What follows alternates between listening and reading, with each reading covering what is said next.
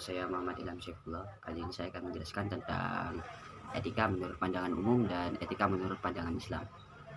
Etika menurut pandangan umum. Etika didefinisikan sebagai a set of rules that define right and wrong conduct dari William J.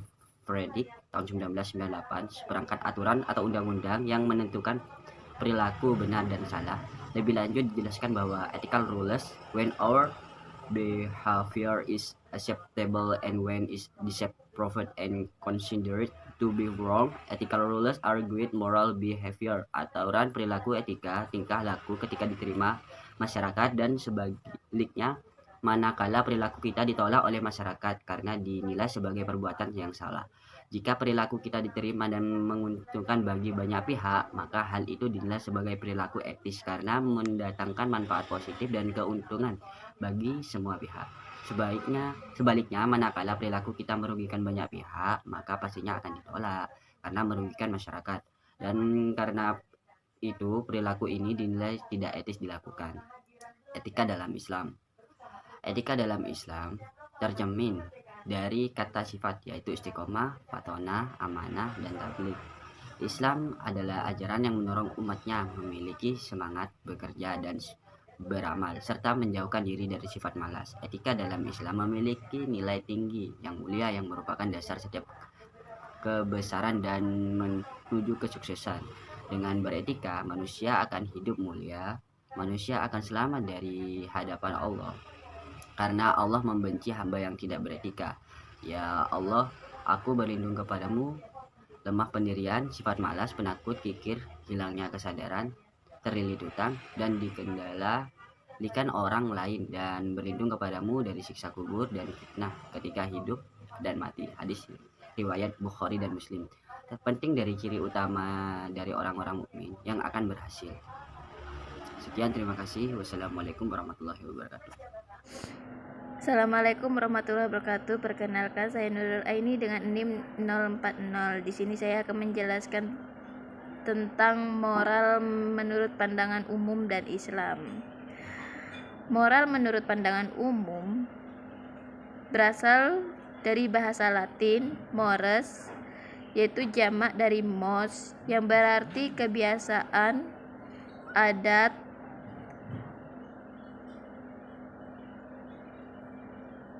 dan adat. Dalam Kamus Bahasa Indonesia, moral diartikan sebagai ajaran tentang baik buruk yang diterima umum mengenai perbuatan, sikap, kewajiban, dan lain sebagainya. Kondisi mental yang membuat orang tetap berani, bersemangat, bergairah, berdisiplin, dan sebagainya.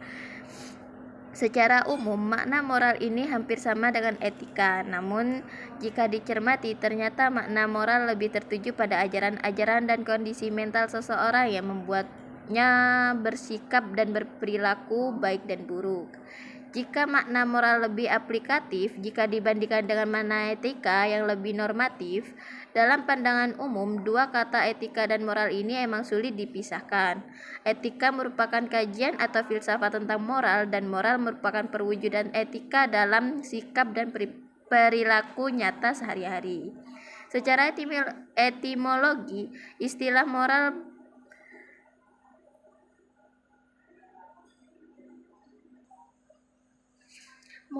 berasal dari nilai tentang sesuatu yang diwujudkan dalam bentuk perilaku manusia. Moral dalam pandangan Islam. Dalam Islam, moral sering dikatakan akhlak, yaitu bentuk jamak dari khuluk yang berarti perangai, tabiat, dan agama. Di antaranya Ibnu Miskawai dan Imam Al-Ghazali memberikan pengertian akhlak sebagai jiwa yang mendorong untuk bertindak secara spontan tanpa adanya pertimbangan dan pemikiran yang mendalam. Jika keadaan tersebut memunculkan tindakan yang baik dan terpuji, maka disebut akhlak terpuji, begitupun sebaliknya. Berikutnya, persamaan dan perbedaan etika dan moral. Persamaan etika dan moral mengacu kepada ajaran atau gambaran tentang perbuatan, tingkah laku, sifat, dan perangai yang baik merupakan prinsip atau aturan hidup manusia untuk menakar martabat dan harkat. Etika dan moral seseorang atau berkelompok tidak semata-mata merupakan faktor keturunan yang bersifat tetap, statis, dan konstan, tetapi potensi positif yang dimiliki setiap orang. Perbedaan etika dan moral. Etika adalah ilmu akhlak, sedangkan moral adalah akhlak itu sendiri. Etika merupakan filsafat nilai, pengetahuan tentang nilai-nilai, ilmu yang mempelajari nilai-nilai dan kesusilaan tentang baik dan buruk. Sedangkan moral merupakan ajaran atau gambaran tentang tingkah laku yang baik yang berlaku di masyarakat. Selain itu, moral juga merupakan ketentuan tentang perbuatan, kelakuan, sifat, dan perangai baik dan buruk yang berpedoman kepada adat kebiasaan yang berlaku di masyarakat. Jika etika bersifat konseptual, teoris, maka moral bersifat terapan karena mengacu kepada apa yang berlaku di masyarakat. Sekian dari saya. Wassalamualaikum warahmatullahi wabarakatuh. Baik, selanjutnya saya akan menjelaskan tentang sejarah etika di Indonesia dan dunia.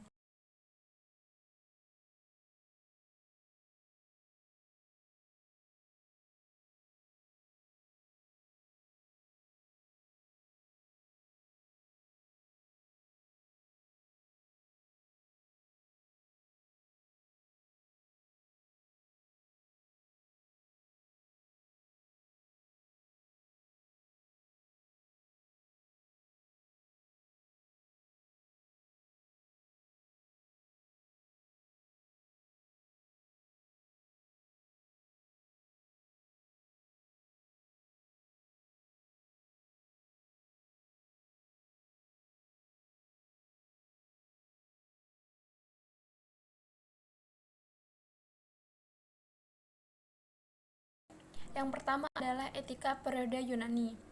Etika periode Yunani adalah tempat pertama kali disusunnya cara-cara hidup yang baik dalam suatu sistem dan dilakukan penyelidikan tentang soal tersebut bagaimana filsafat. Menurut Prosperjo, kaum Yunani sering mengadakan perjalanan ke luar negeri.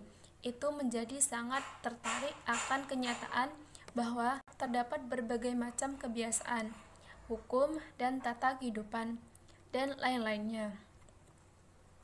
Selanjutnya ada Socrates. Dia dipandang sebagai perintis ilmu akhlak karena ia yang pertama berusaha dengan sesungguh-sungguh membentuk perhubungan manusia dengan ilmu pengetahuan. Dia berpendapat bahwa akhlak dan bentuk berhubungan itu tidaklah benar kecuali bila didasarkan ilmu pengetahuan. Yang kedua adalah etika abad pertengahan. Pada abad pertengahan ini, etika bisa dikatakan dianiaya oleh gereja. Pada saat itu, gereja memerangi filsafat Yunani dan Romawi dan juga menentang penyiaran ilmu dan kebudayaan kuno. Pada masa ini, ahli-ahli filsafat etika yang lahir pada masa itu adalah panduan dari Rani. Di antara mereka yang termasyhur adalah Abelard, seorang ahli filsafat Prancis, dan Thomas Aquinas, seorang ahli filsafat agama dari Italia. Yang ketiga adalah etika periode bangsa Arab. Bangsa Arab pada zaman jahiliyah tidak mempunyai ahli-ahli filsafat yang mengajak kepada aliran atau faham tertentu sebagaimana Yunani seperti Epicurus, Zeno, Plato, dan Aristoteles. Hal itu terjadi karena penyidikan ilmu tidak terjadi kecuali di negara-negara maju. Jadi, bangsa Arab pada masa itu telah puas mengambil etika dari agama dan tidak merasa butuh untuk menyelidiki mengenai dasar baik dan buruk. Oleh karena itu, agama banyak menjadi dasar buku-buku yang dilukiskan di dalam etika seperti buku karya Al-Ghazali dan Al-Mawardi. Penyidik bangsa Arab yang terbesar mengenai etika adalah Ibnu Mashkawai yang wafat pada 420 Hijriah. Dia mencampurkan ajaran Plato, Aristoteles, dan Galenus dengan ajaran Islam. Ajaran Aristoteles banyak termasuk dalam penyelidikan tentang jiwa. Yang keempat adalah etika pada abad modern. Pada akhir abad 15, Eropa mulai bangkit. Ahli pengetahuan mulai menyuburkan filsafat kuno. Begitu juga dengan Italia, lalu berkembang ke seluruh Eropa. Pada masa ini, segala sesuatu dikecam dan diselidiki sehingga tegaklah kemerdekaan berpikir dan mulailah melihat segala sesuatu dengan pandangan baru dan mempertimbangkan dengan ukuran yang baru. Descartes adalah seorang filsafat Prancis, termasuk pendiri filsafat baru. Dia menerapkan dasar-dasar sebagai berikut. Yang pertama, tidak menerima sesuatu yang belum diperiksa akal dan kenyataan adanya dan apa yang tumbuhnya dari adat kebiasaan aja, wajib ditolak.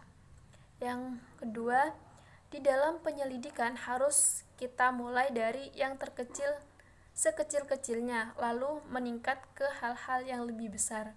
Yang ketiga, jangan menerapkan sesuatu hukum akan kebenaran suatu hal sehingga menyatakan dengan ujian.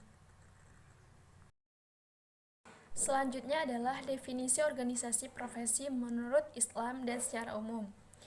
Pengertian organisasi menurut WJS Purwadarminta dalam Kamus Umum Bahasa Indonesia, organisasi yaitu susunan dan aturan dari berbagai bagian sehingga merupakan kesatuan yang teratur. Ada juga pendapat dari James D. Money, organisasi adalah bentuk setiap perserikatan manusia untuk mencapai tujuan bersama. Selanjutnya, menurut Kester E. Bernard, organisasi merupakan suatu sistem aktivitas kerja sama yang dilakukan oleh dua orang atau lebih. Dari berbagai pengertian tersebut, dapat kita simpulkan bahwa organisasi merupakan suatu perserikatan manusia antara dua orang atau lebih yang di dalamnya terdapat susunan dan aturan serta sistem aktivitas kerja untuk mencapai tujuan bersama. Selanjutnya mengenai profesi. Profesi dapat diartikan sebagai suatu pekerjaan yang dilakukan sebagai kegiatan pokok untuk menghasilkan nafkah hidup dan yang mengandalkan suatu keahlian. Adapun karakteristik dari profesi antara lain adalah mengandalkan suatu keterampilan atau keahlian khusus. Jadi, bisa disimpulkan bahwa didirikan oleh dua orang atau lebih yang memiliki profesi yang sama untuk mencapai tujuan bersama. Sedangkan menurut Merton mendefinisikan bahwa organisasi profesi adalah organisasi dari praktisi yang menilai atau mempertimbangkan seseorang atau yang lain mempunyai kompetensi profesional dan mempunyai ikatan bersama untuk menyelenggarakan fungsi sosial yang mana tidak dapat dilaksanakan secara terpisah.